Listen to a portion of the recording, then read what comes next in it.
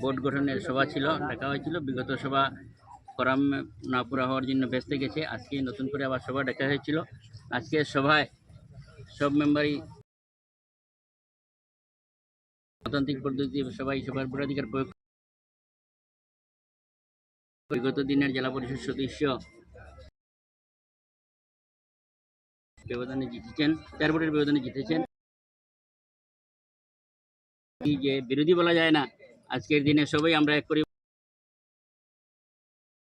মেনে আমরা আজকে ভোটাভুটির মাধ্যমে এই বোর্ড গঠন করা হয়েছে।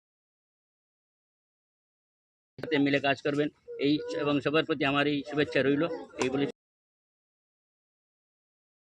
প্রতিক্রিয়া যেহেতু সমস্ত দেখা পরিলক্ষিত